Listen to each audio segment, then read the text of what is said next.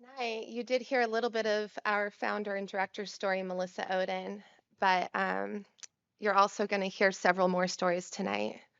And they're definitely going to impact you in ways you might not be expecting. They're going to cause you to feel all the feels.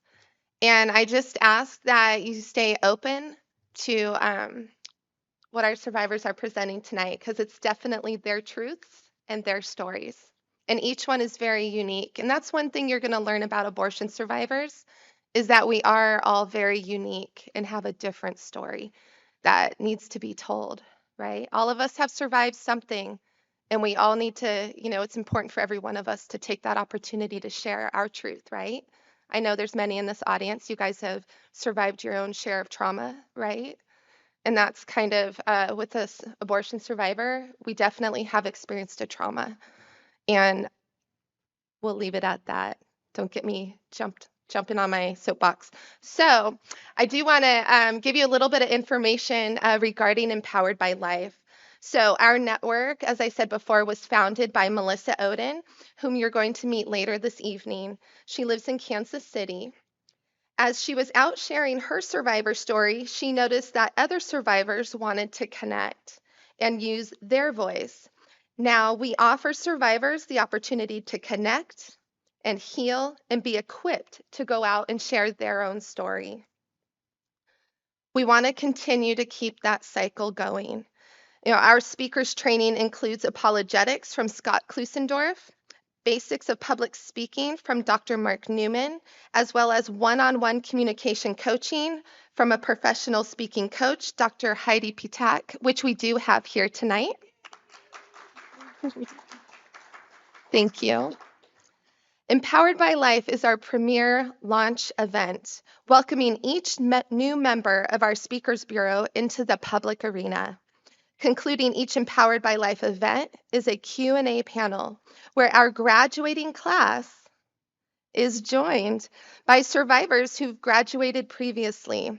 We're in this together, cheering each other on.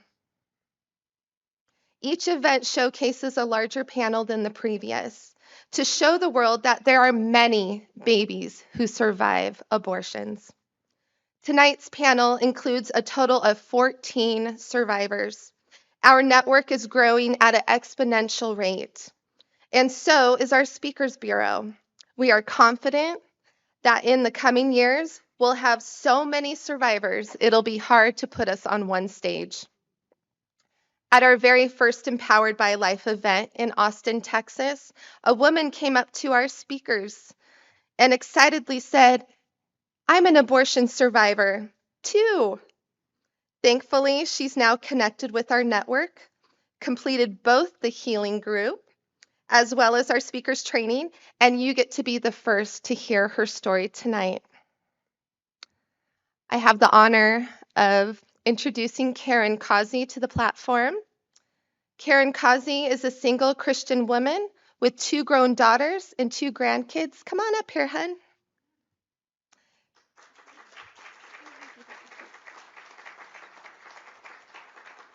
She lives in the Central Texas, Austin area, where she is getting her master's in mental health counseling. Karen is an abortion survivor whose desire is to reach other women and men of color to share that healing can be achieved. Thank you.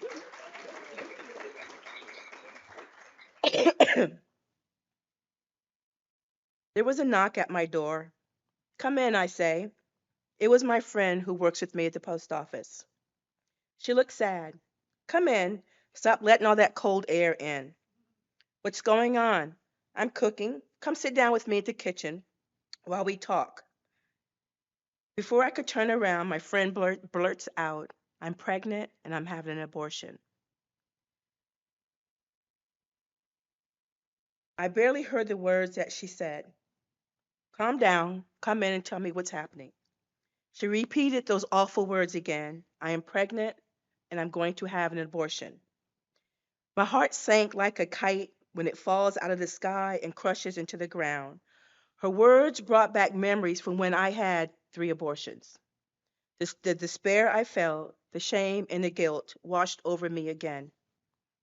Have you ever tried to imagine what it might feel like to be an embryo, all snug in your mother's womb?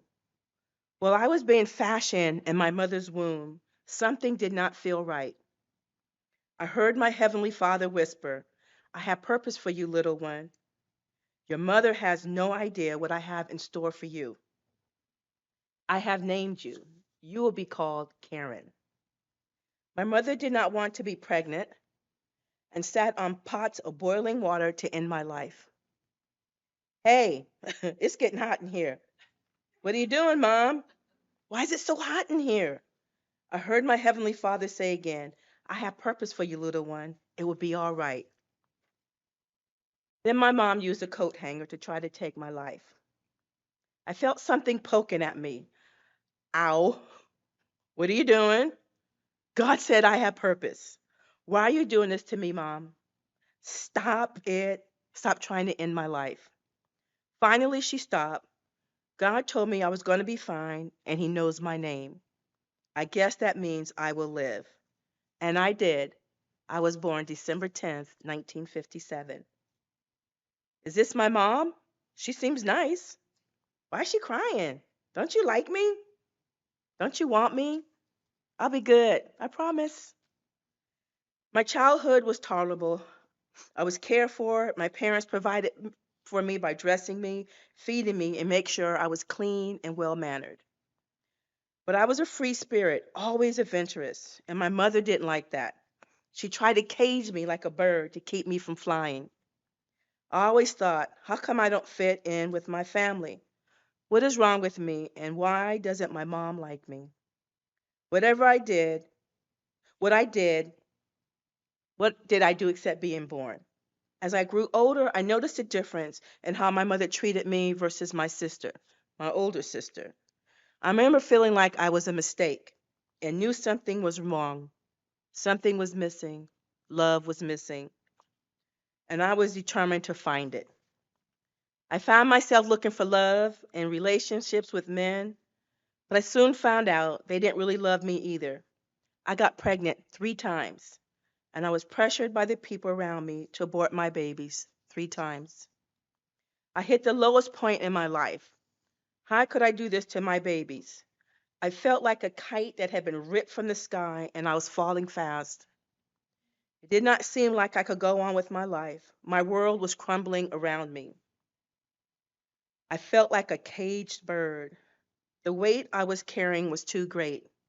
If I could fly away and get away from it all. It was early spring, and I was 7 months pregnant with my youngest daughter and feeling so alone. I attended a family funeral when I heard God speak. Are you tired of running? He told me that He knew my name and He had purpose for me and a plan for my life. Where had I heard this before? He told me my purpose was to serve Him and not my parents. The despair and heaviness I felt walking into church was lifted off of me. Those powerful words touched my heart. That started my journey to go back to church. When I walked out of church that day, the sun seemed just a little bit brighter. I walked out of that service with a different attitude, feeling joyous, like I could fly. I was free. I had hope. I had no idea what God had in store for me, but I knew something was changing for the good in my life. It was time to say goodbye to my legacy of generational abandonment. I prayed to God, asking for Him to forgive me for killing my babies. He asked me, was I ready to receive His forgiveness and to forgive myself? My legacy of abandonment was changing to a legacy of forgiveness and becoming an encouragement to others who had experienced having abortions. I said yes. He told me, forgive yourself and the ones who convinced me to have my abortions. His request took me by surprise, but I was able to receive God's forgiveness and learn to forgive myself and those who had persuaded me to abort my children. When my mother was diagnosed with cancer in 2016, I knew it was time to reconcile our relationship. I returned home to care for her in her final months of her life. God used this time for my mother and I to get to know each other better. which led to healing, forgiveness, and reconciliation. Before she passed away, she asked me to forgive her. I told her, Mom, I've already forgiven you.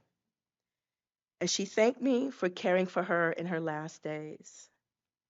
From my mother's death, God reminded me I was a free spirit. He showed me a kite flying up in the sky. That's you, Karen. You can fly as high as you want. Through healing and forgiveness, I learned how to be an encouragement to others and lead them in the ways of God's love and forgiveness. He had a plan for me, a plan not to harm me, but to prosper me. Today, I have two beautiful daughters and two grandkids. I have also been on a journey of helping others heal and to forgive themselves for over the last 6 years. I'm getting my master's degree in mental health counseling, and I've led a study called Forgiven and Set Free for women and men who have experienced abortions. When God showered me with his forgiveness and love concerning my past abortions, I felt overwhelmed with a newness that I have never experienced before.